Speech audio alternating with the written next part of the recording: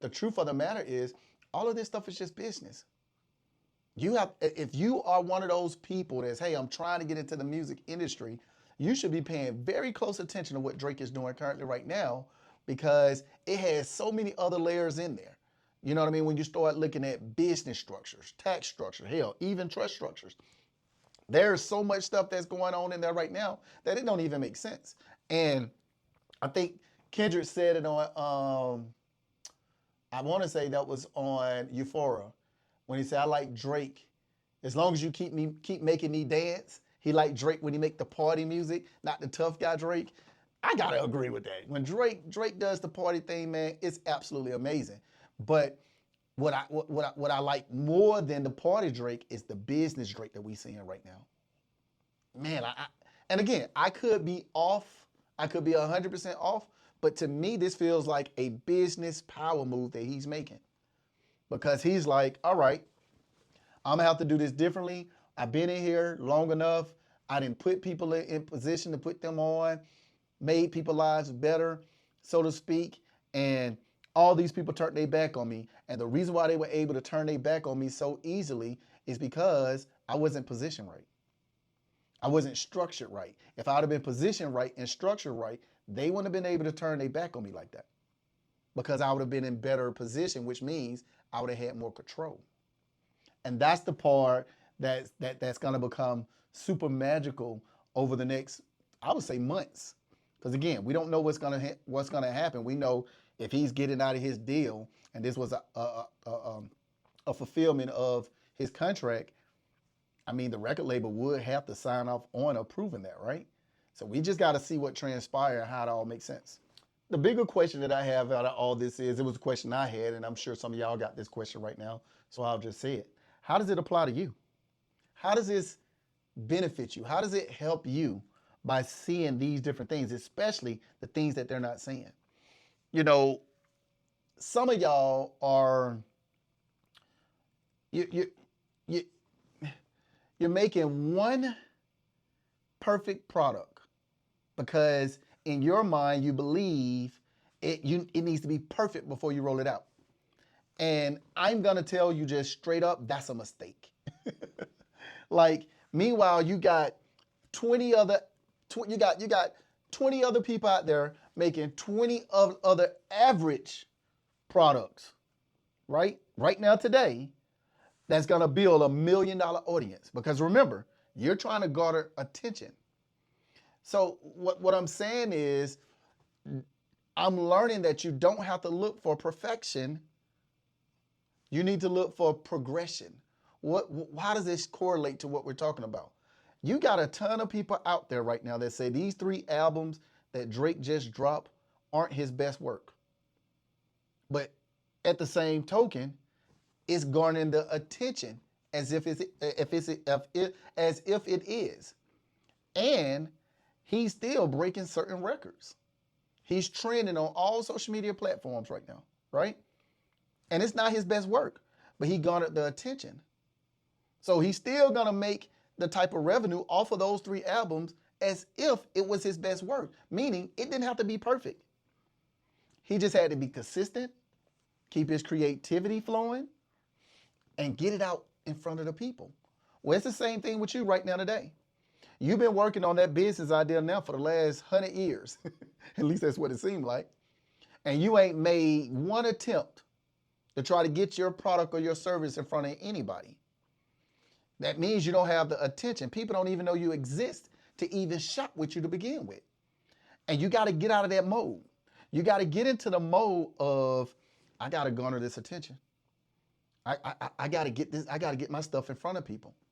Every day that I wake up, I gotta get my stuff in front of people. And when it pop, that moment that it pop, you need to recognize that the momentum that you can have, you got to continue building off of it. See, Drake understood momentum and attention. He garnered their attention first. He got people talking about it.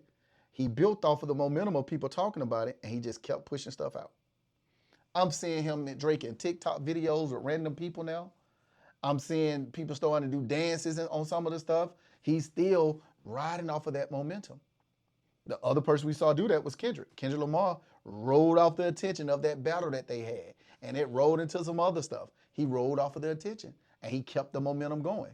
Now, some people would say, well, he stopped this momentum as of right now. We don't see him really doing that thing. We don't know what he got cooking. We have no idea. But when we're looking at Drake, we're just thinking about it. Even through that battle that he had, that most people will say that he lost that battle, Drake didn't stop working. He kept putting stuff out. And he kept fighting through all of the noise. Because the truth of the matter is, whatever you're doing, whatever products you have, whatever service you do, whatever content you're creating, whatever it is, you're not creating it for yourself and for you to hold it. You're creating it for your audience. And out of the 8 billion people on this planet, I can assure you, you do have an audience, regardless of how perfect it is or how imperfect it is. Everybody got an audience. You just got to tap into it. And the only way you can tap into it is to put your stuff out. You get it? That's the real nature of the beast. So you have to start making it make sense in your head why you not doing it. Because right now, logically speaking, you're probably sitting on your wealth gift that you have right now today. You have it already, but you ain't doing nothing with it. You see, I saw something where, and it was pretty interesting, right? Like, think about fish. When fish are born, they don't go through a swimming school. The swim is already inside of them. They didn't have to go learn nothing. It's already inside of them. Think about birds. They didn't have to go take flying lessons. It was already in them. Well, it's the same thing with you, me, and everybody else. You have a gift that's already in you. And when you start to tap into your gift, the reason why it makes room for everything else, that's where all your blessings are going to come from. And the thing that you have in your head that you want to put into flight, that business idea, is coming from one of your gifts. You just got to make it make sense. The reason why it may seem like, hey man, I go out here and I try to start these different businesses and none of them work, is mainly because you're forcing something that's not your calling. And that's ultimately what it's about. You got to operate in your gift. That's the beauty about all of this stuff. And there's a place for your gift just like everybody else. You get it? That's where the magic really happens. That's where the rubber really meets the road. It just is what it is. You see, when you control attention, you can negotiate differently. Facts, right? And that applies to music. It applies to business. It applies to real estate, social media.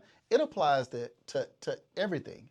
Like, what people don't understand is, and this is the part that people should get, but most people don't. If you go into a place and you need something, you don't have no leverage. I'll give an example. When you go to the bank and you try to borrow money from the bank, if you go in there without money, you don't have any leverage. They're more inclined not to lend you money if you need money. Let that marinate for a second. But if you go into the bank and you have leverage, meaning you got money, but you want to use other people's money instead, the bank is more inclined to lend you money because you're a good risk. You get it?